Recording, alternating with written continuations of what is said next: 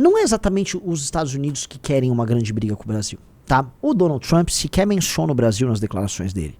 O Donald Trump, ele tá tocando os problemas principais dele. Tem a questão da guerra na Ucrânia, ele tem a questão migratória e tem o Dodge, tem a quantidade gigantesca de cortes que eles estão fazendo no próprio orçamento.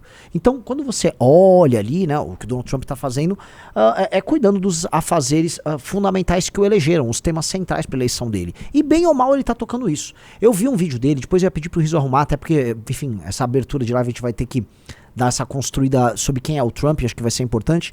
O Trump tomou uma lascada na cabeça do Macron. E é real, ele tomou, tá? O Macron deu uma cagada na cabeça dele. Mas ele tá vivendo o mundo dele lá. Já o Brasil não. Qualquer coisa que venha dos Estados Unidos para o PT é tratado como um tema central. Eu me lembro que já, quando o Mark Zuckerberg avisou que ia defender a liberdade de expressão, ia mudar a política dele relativa à parte de, como é que é o nome daquilo? De checagem de fatos, eles... Né, o governo brasileiro, assim, fez reunião emergencial, os caras entraram numa pira, né? Aí você, deixa eu entender. Por quê, né? Com o Zuckerberg. Então imagina pro governo brasileiro coisas advindas do governo americano em si. Eu entendo o ponto, porque não é só que, isso é relevante e impacta a forma de se fazer política no Brasil e as relações internacionais do Brasil. Não, tá? Mas isto é uma oportunidade. Aí você vai falar, mas como assim oportunidade? Esta é toda a oportunidade que o PT quer. O PT fez uma opção anti-americana, não foi hoje. O PT está fazendo uma opção anti-americana já faz tempo. A história do PT é sobre anti-americanismo. Se vocês puxarem, né, a gente precisa fazer um resgate histórico, tá? Pra você entender que essa briga não é, do nada... Não, veja. Toda a campanha do PT contra o Fernando Henrique, na segunda mandato do Fernando Henrique, foi uma campanha contra a ALCA e a FMI. A ALCA era uma zona de livre comércio, uma área de livre comércio das Américas, que envolveria Brasil. Veja, no final dos anos 90, o senhor Rafa Almeida Rizzo, houve uma discussão sobre ter uma área de livre comércio Brasil, Estados Unidos, etc. E aí houve toda uma campanha, não, o Brasil vai ser destruído, tal, os Estados Unidos, isso é uma forma de dominação. Eu lembro que qualquer criança no Brasil, meu Deus, como é que é? Meu Deus. Fora a FMI. O Brasil vai acabar. Qualquer um achava que a ALCA era a coisa mais demoníaca do mundo. Então aquele tema foi à época completamente demonizado. E acho muito engraçado que agora o Milei tá na Argentina propondo um acordo de livre comércio junto com o Trump. Nem sei se vai sair, mas parece que a proposição e a intenção dos dois já existe. Naquela época, tá? Esse tema, essa demonização que era feita ali por parte do PT, dava o tom de um governo anti-americano caso eles chegassem ao poder. E eles chegaram ao poder já no ano de 2003, né, ganharam a eleição em 2002, 2003 eles entraram, e eles fizeram várias sinalizações, né, no fundo as sinalizações deles pró-mercado foram também sinalizações de uma relação normal com os Estados Unidos. E aí, se vocês lembrarem, em 2003 o Lula recebe uma visita na Granja do Torto do George W. Bush, então presidente americano. Ele sabia que o George W. Bush curtia churrasco, porque ele é do Texas, e no Texas você tem um tipo de churrasco. Vocês já devem ter ouvido falar o famoso barbecue, né, o BBQ, o barbecue, que é aquele churrasco de peito de boi, né, o brisket assado e tal. Então eles curtem aqueles churrascos longos e tal. E o Lula pegou e falou, vou fazer um churrascão pra ele. Pegou um cara, o Donizete, era um cara que participou de quase todos os escândalos ali do PT, sempre teve próximo deles, né? Esse Donizete, ele chama o cara, e esse cara faz um costelão pro George W. Bush, e aí o Lula e o Bush criam uma espécie de um protocolo de boas relações, e o Brasil e os Estados Unidos mantiveram boas relações durante o governo Lula. Ali. Não foi o tema central do petismo, ainda que o petismo avançou ali com o esquerdismo na América do Sul. Então, isso aconteceu. O tempo passa, o PT sai do poder com o impeachment da Dilma, e aí o PT começa a ter aquele resgate da base. Então o PT começa a falar em uma agenda econômica antiliberal, ele começa a criticar todas as reformas, ele volta para aquela linha contra-reforma, privatização é isso, reforma da Previdência é assassinato, reforma trabalhista é isso e aquilo. Chega ao poder, aí no poder eles não entregam o que, enfim, a militância estava prometendo. Mas uma das coisas centrais deles olha, o mundo não é mais o mesmo, né? Quando o Lula chegou ao poder em 2003, o mundo tinha uma potência, né? A Guerra Fria tinha terminado de acabar. Terminar de acabar é fogo, né? Mas a Guerra Fria tinha acabado. E os Estados Unidos estavam como potência hegemônica. Tinha tomado, obviamente, os aviões lá da Torre Gêmea, mas eram potência hegemônica. O PT voltou ao poder no ano de 2023 numa outra vibe, né? Você tem a China, você tem o bloco do BRICS e o Brasil entra no bloco do BRICS. Ao entrar no bloco do BRICS, no momento que os BRICS eles estão se opondo a muita coisa dos Estados Unidos e são de fato um concorrente aberto, O Brasil fez uma escolha diplomática. Então essa briga, assim, o governo petista é um governo de enfrentamento diplomático. Tomou, se vocês forem lembrar, um pito público, né? Ele tomou um esculacho do Biden no começo do mandato do Lula. Né? O Biden vai dar uma jantada no Lula, mas mesmo assim o Lula vai contra o interesse americano no conflito Israel-Palestina, vai contra o interesse do então governo americano na briga Ucrânia-Rússia, e fica se posicionando internacionalmente contra os Estados Unidos. Então o Lula estava sempre comprando essa briga do bloco dele. Agora aconteceu uma coisa nova. Entra o Trump, e aí o Lula com o Sidônio, porque eu vi os bolsonaristas falando assim, não, a primeira ação que o Sidônio fez foi o negócio do Pix. Mais ou menos, o Sidônio tinha na cabeça que esse governo precisava de um elemento que aglutinasse todo mundo ao redor dele. E assim, historicamente, tá, uma coisa que todo líder populista gosta e precisa para aglutinar uma população que está dividida, para gerar um clima vamos dizer, de nação unida com uma determinada missão, é o quê? É o quê? Um inimigo externo. E foi o que o Lula estava arrumando. Então, veja, o que eu quero botar aqui para vocês, que esses assuntos estão todos amarrados, tá? Esses assuntos estão todos amarrados. Esse boné, que foi alvo da divulgação tão logo voltaram os trabalhos na Câmara dos Deputados e no Senado, ele não é à toa. Nossa, Riso, tá ruim a internet, hein? Horrível a internet. Deixa eu avisar, a internet hoje ela tá assim, de chorar. Olha aí, ó.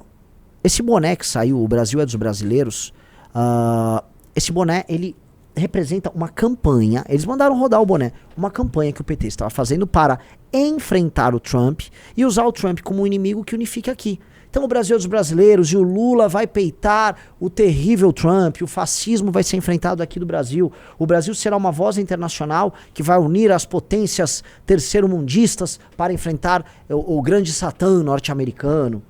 Gente, essa é uma estratégia clássica das esquerdas, uma clássica das esquerdas. Essa estratégia ela é antiquíssima.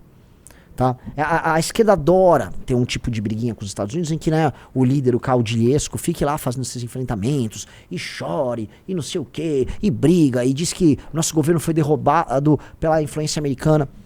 E aí o fato do governo americano entregar um enfrentamento, pro PT eles estão babando e eles estão adorando. Pro PT eles estão adorando essa briga. Só que eu não vou colocar aqui, tipo, entendi, você tá dando a entender que, na verdade, essa briga é uma briga estúpida e que não vale a pena, os Estados Unidos estão sendo apenas idiotas e, na verdade, o PT tá sendo bem. Não, eu não acho que o PT vai se dar bem nessa briga. Eu só tô descrevendo qual é a estratégia que o governo brasileiro vai adotar e que ele já vem prevendo para lidar com um fenômeno que é Trump e como tentar fazer na cabeça deles do limão à limonada, né? Como transformar o governo Trump num instrumento que dê significado num governo que não tem significado. Porque se vocês olharem direitinho, cara, assim, isso aqui é uma análise que vocês precisam olhar com muita calma. O Brasil, ele está à deriva e faz tempo. Qual era o propósito do governo Bolsonaro? Coloque nos comentários agora. Qual é o propósito do governo Bolsonaro? Deixa eu ver aqui. Enquanto isso, like na live. Ei, galera, eu tô vendo os comentários, galera, responde, Nando. Ô, galera, vocês são também, deixa eu falar um negócio. O Nando é um sujeito sem caráter, que vai ficar falando qualquer merda que ele puder arrumar contra a gente. Vocês ficarem aqui, responde ele, vocês querem exatamente que a gente faça o trabalho que ele quer. Que em vez da gente pautar a política nacional, igual a gente vem fazendo, a gente fica sendo pautado por um idiota que passa a tarde jogando videogame. Que não tem compromisso em construir bosta nenhuma e que vai ficar aqui atacando a gente com nada. Responde ele. Vocês querem ver showzinho, porra? Eu não vou ser pautado por aquele Zé Mané, velho. Se quiser, ô Riso, separa aí e te responde qualquer coisa. Eu não vou sequer assistir vídeo dessa bosta.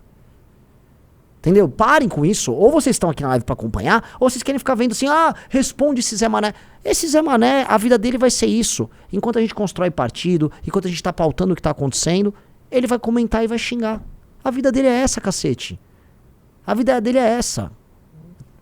Dane-se essa porra. Ficar, não, o Nando falou hoje. Ele vai falar todo dia, sacou? Porque é um doente. Então ele vai falar todo dia, então eu não vou perder meu tempo todo dia respondendo ele, não. Sacou? É isso. Prosseguindo. Quem colocou aqui, qual é o caminho lá que eu falei? Cadê?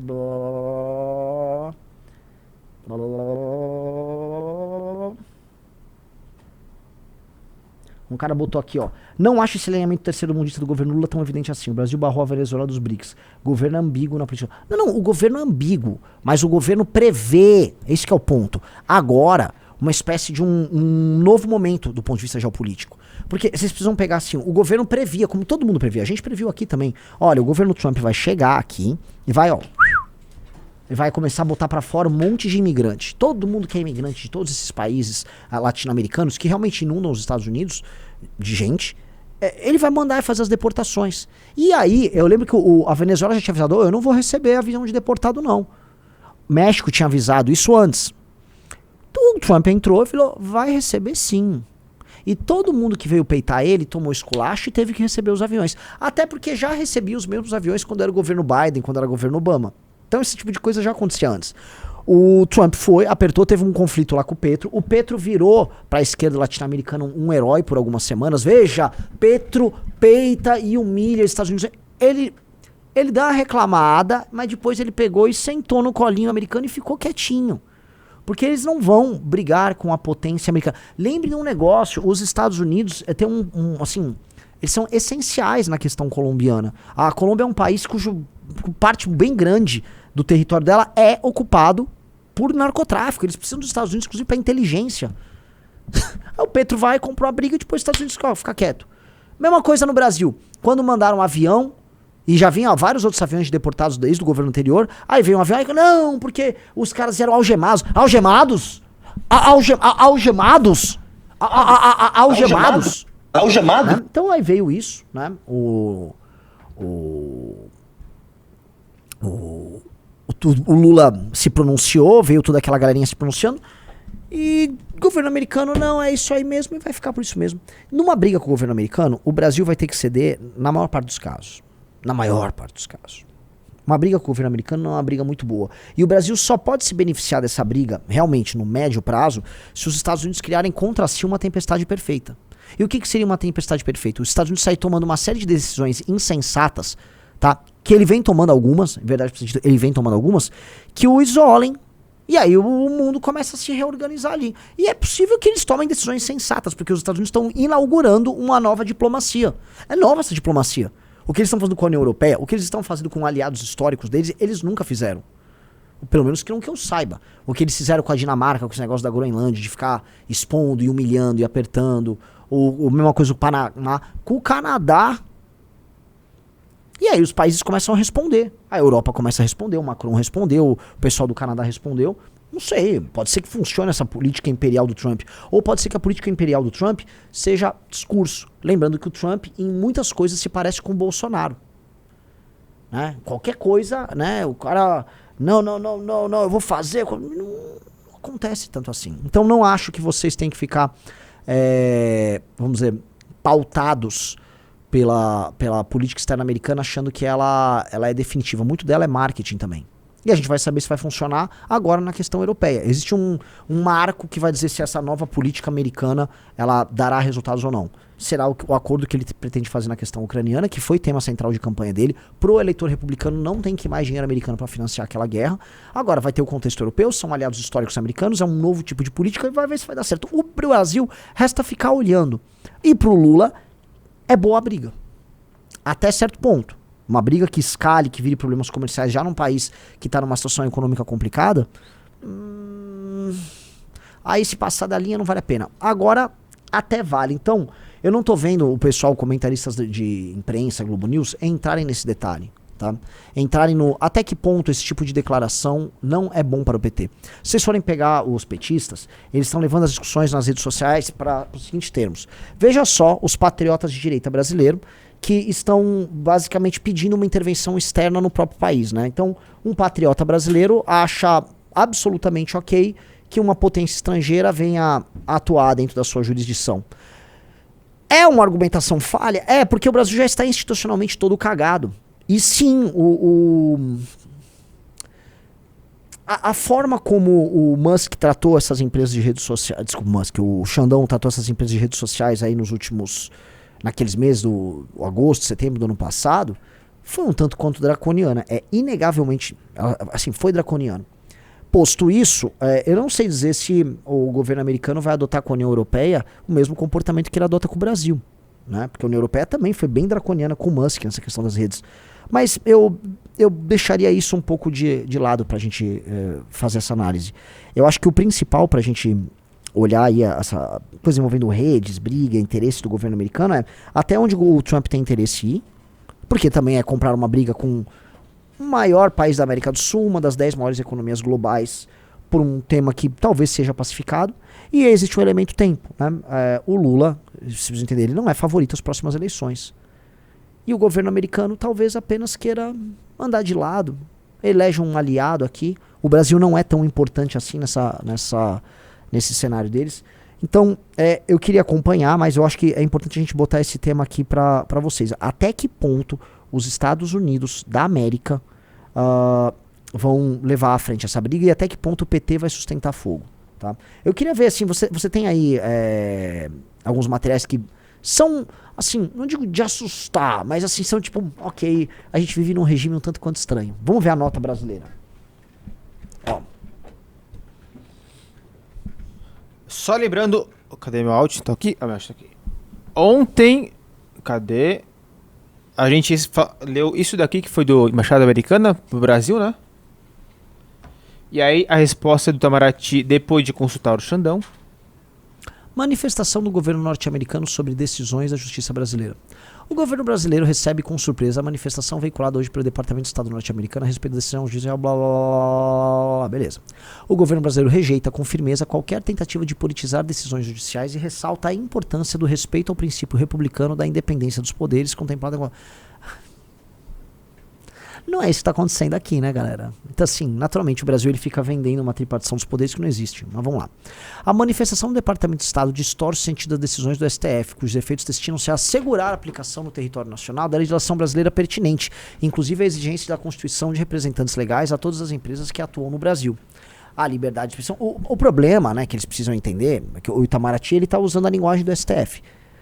Essa é a linguagem do STF, porque né, o Itamaraty sempre foi muito legalista e ele faz parte de um tipo de tradição política, de política internacional, ligada ao diálogo e ao estabelecimento de boas relações. Isso é um histórico. O Itamaraty é considerado um dos melhores órgãos no mundo do ponto de vista da diplomacia, ou era, até o Brasil começar a politizar ele de modo a ele se tornar um negócio ridículo. Ele foi ridículo, especialmente do governo Dilma pra frente, assim, virou uma piada. Com o governo Bolsonaro ele também foi ridículo, né? Foi naquela época que ele ganhou status, não no Bolsonaro, já na Dilma, de anão diplomático. Mas ele tá mentindo, o Itamaraty. Ele tá mentindo porque a argumentação que as empresas americanas adotaram sobre a questão brasileira é verdadeira. Por quê? Porque decisões oriundas, e esse é o ponto, decisões oriundas do inquérito, que para qualquer lugar do mundo seria considerado um inquérito alienígena, um inquérito exótico que não está presente dentro do corpo, vamos dizer, normativo brasileiro, essas decisões, elas não podem ser acatadas por essas empresas. Porque se essas empresas se instalaram aqui dentro de um determinado sistema normativo e o que está sendo tomado ali não faz parte desse sistema normativo, ele é uma invenção baseada em poder, então né, faz sentido eles questionarem. Sim, faz sentido. Então o argumento dessas empresas, eu estou falando aqui a empresa do Musk, mas o Rumble também entra nisso. O argumento é... né, um argumento meio óbvio. Esse e faz sentido. Imagina, você ter, por exemplo, todas essas empresas, pelo que eu sei, o X incluso, tá? Se vem uma decisão judicial para retirar um conteúdo do ar, X incluso, eles retiram o conteúdo do ar. Na verdade, o X está tirando desse conteúdo do ar no mundo inteiro. No mundo inteiro eles retiram o conteúdo do ar. E aí eu vi esquerdistas falando assim, não, mas no Brasil não, porque o Musk desrespeita nós no terceiro mundo. Não, não. Indianos, né, um país de terceiro mundo, ele também cede. E aqui no Brasil, se você mandar tirar um conteúdo do ar por uma decisão judicial, eles também tiram. Tem uma diferença só. Aquelas decisões oriundas do STF, eles estão falando, calma, aqui não teve direito de defesa, é uma decisão por ofício, e esse tipo de decisão por ofício nós não reconhecemos. Isso foi a rede social do Musk que fez. Não foram as outras redes que estavam aceitando tudo meio que né, de baseada. Não foi. Foi uma decisão específica da dele. No que os esquerdistas argumentam, essa decisão específica só foi tomada por ele, porque ele é um direitista, um fascista. Então, na verdade, ele está agora ignorando, ele inventou uma desculpa qualquer. Não. Eu acho que o Elon Musk e a turma do X dispõem de bons argumentos, sim. Sim.